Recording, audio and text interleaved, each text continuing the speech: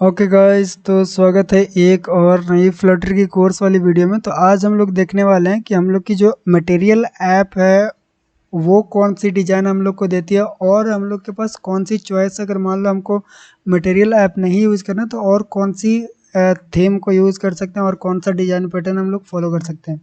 तो अगर आपने हमारी जो पिछली वीडियो होगा, एक वीडियो से जो पीछे वाली वीडियो थी जिसमें हम लोग ने मटेरियल ऐप को रिप्लेस करके दिखाया था आपको विजिट ऐप के साथ, तो उसमें मैंने एक चीज़ बताना भूल गया था कि मटेरियल ऐप के अलावा हम लोग यहाँ पे कॉपर्टिनो ऐप भी यूज़ कर सकते हैं। कॉपर्टिनो ऐप, अगर आप लिखो यहाँ पे, एक सेकंड, कॉपर्टिनो ऐप, ठीक है। तो कॉपर्टिनो ऐप भी सेम डिज़ाइन हम लोग को देता है, कोई दिक्कत नहीं होगा। आप जितने भी आपने मटेरियल ऐप में जिस तरह से बनाया सेम डिज़ाइन वही कॉपर्टिनो देता है, लेकिन कुछ चीज़ों में डिफरेंट हो जाती है, वो हम लोग अभी देखने वाले हैं। तो आप इतना समझ लेना कि जो कॉपर्टिनो की डिज़ाइन जो होती है वो हम लोग iOS में फॉलो करते हैं, यानी कि जितनी भी एप्पल की मोबाइल होती है, एप्पल की डिवाइसेस होती है, उसमें हम लोग कॉपर्टिनो वाली डिज़ाइन को फॉलो करते हैं, और जितनी भी एंड्रॉयड वाली डिवाइसेस रहती है उसमें हम लोग मटेरियल ऐप को फॉलो करते हैं। यही स्टैंडर्ड है और इसी को फॉलो किया जाता है, तो आपको भी यही फॉलो करना पड़ेगा। लेकिन अभी क्योंकि हमारे पास एप्पल की डिवाइसेस नहीं है यहाँ पे, तो इसके लिए मैं आपको एक वेबसाइट पे दिखाता हूँ कि हम लोग कैसे कॉपर्टिनो की डिज़ाइन और मटेरियल ऐप की डिज़ाइन को कंपेयर कर सकते हैं। तो उसके लिए आपको चले आना है यहाँ पे फ्लटर की जो ऑफिशियल वेबसाइट है gallery.flutter.dev। यहाँ पे अगर आप आओगे तो एक साइड पे यहाँ पे दिखाया हुआ है कि हमारे पास मटेरियल ऐप है और एक साइड पे दिखाया हुआ है कि कॉपर्टिनो ऐप है, ठीक है। अब अगर बात करें कि दोनों की जो ऐप बार है वो किस तरह से शो करती है, तो हमारे पास यहाँ पे यहाँ पे मैं देखता हूँ कौन सी चीज़ दोनों में मैच कर रही है, वो चीज़ें देखते हैं। यहाँ पे देखो एक टैब है, यहाँ पे क्लिक करेंगे। ओके, तो मैंने दोनों को अलग अलग विंडो में मैंने यहाँ पे रख लिया ताकि आपको समझ में आए। एक तरफ हमारे पास कॉपर्टिनो की डिज़ाइन है, एक तरफ हमारे पास मटेरियल ऐप की डिज़ाइन है, ठीक है।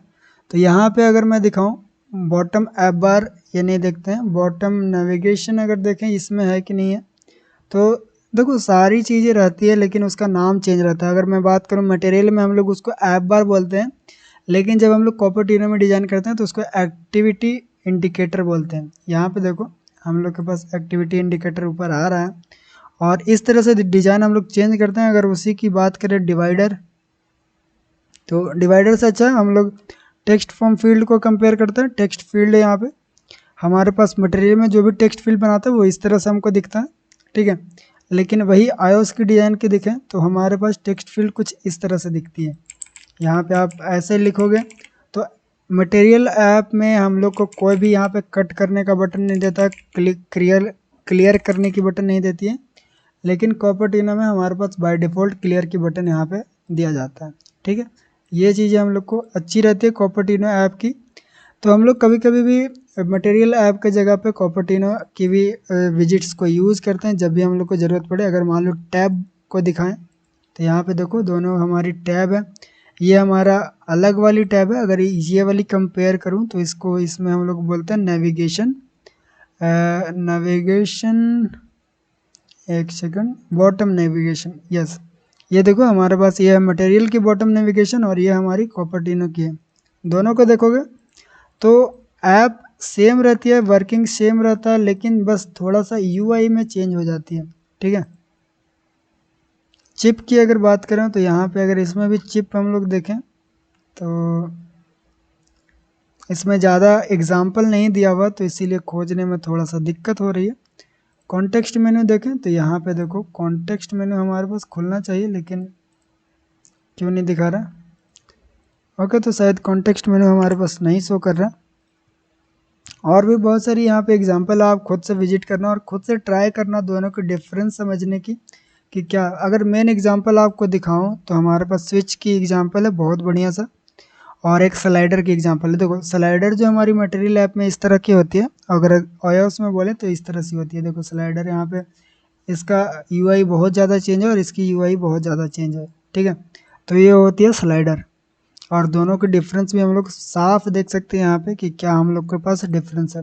टूल टिप भी हमारे पास है, इस तरह से होवर करेंगे तो हमारे पास टूल टिप आती है और यहाँ पे देखो सर्च फील्ड जो कॉपर्टिनो में होती है वो बाय डिफ़ॉल्ट सर्च फील्ड दिया हुआ रहता है कॉपर्टिनो में। आप बहुत ईजिली तरीके से सर्च वाली फील्ड बना सकते हो कॉपर्टिनो में, लेकिन मटेरियल ऐप में उसको थोड़ा सा कॉम्प्लिकेटेड हो जाती है बनाने के लिए। तो ये चीज़ें कुछ एडवांटेज है, कुछ डिसएडवांटेज भी है, इसीलिए हम लोग को दोनों की एक्सेस दिया गया है ताकि जिसकी भी ज़रूरत पड़े उसका आप यूज़ कर सकते हो। ठीक है, तो मैं इसका लिंक डिस्क्रिप्शन में दे दूंगा, वहाँ पे जाकर खुद से चेकआउट करो और देखो कि क्या क्या डिफरेंस है हम लोग के पास मटेरियल ऐप और कॉपर्टिनो ऐप के बीच में। ठीक है, तो आई होप आपको समझ में आया होगा कि हम लोग मटेरियल ऐप कब यूज़ करेंगे और कॉपर्टिनो ऐप कब यूज़ करेंगे।